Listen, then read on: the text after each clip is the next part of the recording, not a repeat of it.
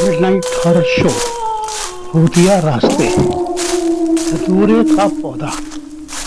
नमस्कार दोस्तों, लीजिए हाजिर हूँ एक नहीं घर के अनेकों रोमांचकारी भूतिया रास्तों को बंद करने की जानकारी के साथ।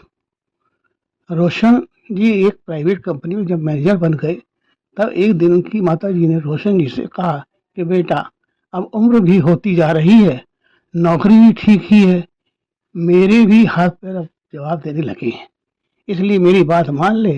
तेरे पिताजी ने लाला जी की लड़की से तुम्हारी शादी के रिश्ते की बात की है। देख बेटा, अब शादी से इनकार मत करना। रोशन जी ने कहा, ठीक है माँ, जैसी आप लोगों की मर्जी, मुझे कोई एतराज नहीं है।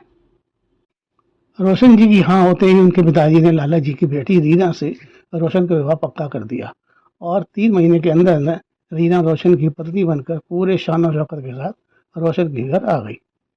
घर का सारा कामकाज बहुत ही हंसी खुशी से चल रहा था।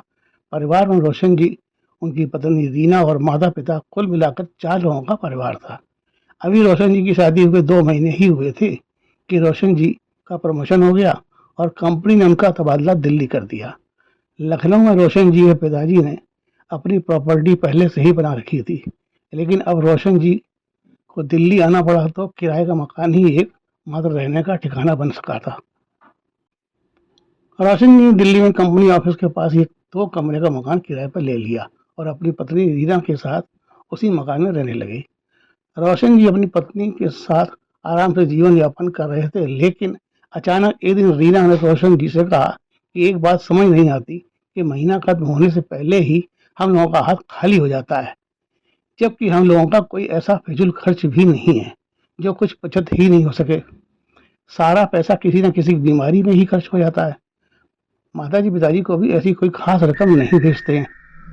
रोशन जी बोले, ऐसा करते हैं, अब जो भी पैसा जहाँ जहाँ खर्च होगा उसे एक डायरी में लिख लिया करेंगे, जिससे पता तो चलेगा कि किस मद में कितना खर्चा हुआ है।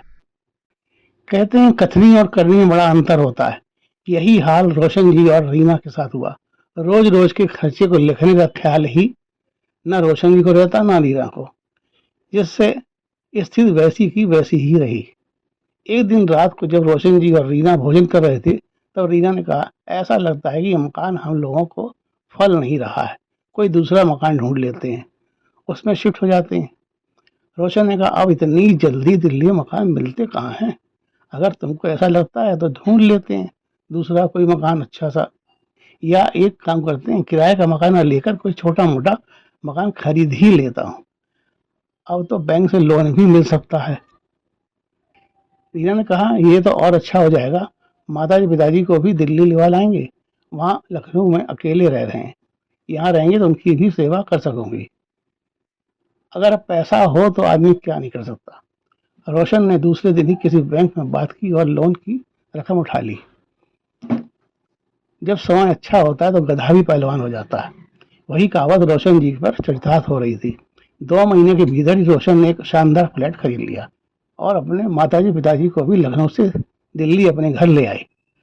माता पिता को दिल्ली अपने बेटे बहू के साथ रहते बहुत अच्छा लग रहा था, लेकिन घर की आर्थिक स्थिति में जैसे कोई सुधार ही नहीं हो रहा था, बल्कि अब तो और ज्यादा ही किल्लत शुरू हो गई थी, क्योंकि माता पिता के बुढ़ापे के रोग और बैंक की किस्तें भरने का बोझ भी आ पड़ा था सिर पर। धीरे धीरे स्थिति ये हो गई कि कभी कोई चीज खत्म तो कभी कोई चीज की कमी घर में बनी ही रहती थी। रीना को भी घर में अभाव सा लगने लगा था। रोशन की माता जी ने एक दिन रोशन से कहा, समझ नहीं आ रहा कि घर में इतनी तंगी क्यों बनी रहती है, कभी कोई बीमार तो कभी कोई, ऐसा होना ठीक नहीं है। रोशन ने कहा, तो माँ क्या किया जाए, क्या रीना की भी किसी ऑफिस में बात करें नौकरी के लिए। रोशन की बात सुनकर उसकी माँ ने कहा, नहीं नहीं, रीना नौकरी नहीं करेगी, अभी उसका तीसरा महीना शुरू हुआ है, उसे आराम की जरूरत है, मैं ही कुछ करती हूँ। रोशन चौंकते हुए बोली, क्या माँ, आप नौकरी करेंगी। माँ ने कहा, नहीं, मैं नौकरी नहीं करूंगी, मैं ईश्वर से आराधना करूंगी कि वो इस परेशानी से मुक्ति दिलाएं। आज तक मैंने महादेव से जो मांगा है मुझे मिला है, मुझे उन पर पूरा भरोसा है, वे हमारी जरूर सुनेंगे। एक दिन सुबह सुबह रोशन की माँ पास की नर्सरी में चली गई और वहां से एक धतूरे का पौधा एक गमले में लगवा कर घर ले आई। गमले को घर के मुख्य दरवाजे पर रख दिया और रोज शाम को उसमें महादेव के नाम का एक दीप प्रज्वलित करने लगी। दीप जलाकर महादेव से कहती हैं, आप तो दाता हैं, आप अपनी कृपा बनाए रखें। देखते ही देखते धतूरे का पौधा गमले में बढ़ने लगा और कुछ ही दिनों में उसमें फूल और फल लगने लगे। जैसे जैसे धतूरे के पौधे में फूलों की संख्या बढ़ती जा रही थी, रोशन की तरक्की होती जा रही थी। साथ ही परिवार में भी नए मेहमान के आने की खुशियां जोर पकड़ती जा रही थी।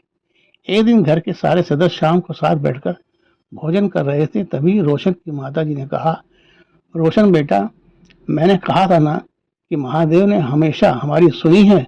देखो ना, आज तुम्हारी तनख्वाह भी दोगुनी के करीब हो चुकी है और घर में नया मेहमान भी आने वाला है। रोशन ने कहा, हाँ माँ, मुझे पता था कि आप महादेव से प्रार्थना करेंगे तो वे आपकी बात जरूर सुनेंगे, और उन्होंने सुन भी ली। नए मेहमान के आने के बाद सबसे पहले हम सब महादेव का धन्यवाद करने महादेव के स्थान पर चलेंगे, उनका आशीर्वाद लेने। दोस्तों, हमारे जीवन में कभी कभी उन पेड़ पौधों का सकारात्मक प्रभाव पड़ता है जिन्हें हम जहरीला या बेकार का पौधा मानते हैं। अक्सर लोग धतूरे के पौधे घर में या घर के बाहर इसीलिए नहीं लगाते क्योंकि धतूरा एक जहरीला पौधा माना जाता है, लेकिन धतूरे के पौधे में साक्षात महादेव का वास होता है। यदि आप अपने घर के दरवाजे पर किसी गमले में जमीन पर यदि आप अपने घर के दरवाजे पर किसी गमले में या जमीन में धतूरे का पौधा लगा दें और नियमित उसके नीचे घी का दीप जलाएं तो निश्चित ही महादेव आपकी सभी मनोकामनाएं पूर्ण करेंगे और आपके ऊपर अपनी कृपा की वर्षा अवश्य करेंगे। हाँ, ये ध्यान रखें कि इस पौधे को अपने घर के बाहर ही लगाएं, घर के भीतर नहीं। घर के भीतर लगाने से इसका प्रभाव उलट जाता है, अर्थात घर में बजाय सकारात्मक ऊर्जा के नकारात्मक ऊर्जा का संचार होने लगता है। तो ये था आज घर में अनेकों भूतिया रास्तों का एक साथ बंद करने का सुगम उपाय। आशा है आपको हमारा ये उपाय पसंद आएगा और महादेव का प्रसाद आप भी अवश्य प्राप्त करेंगे। हर हर महादेव। नमस्कार।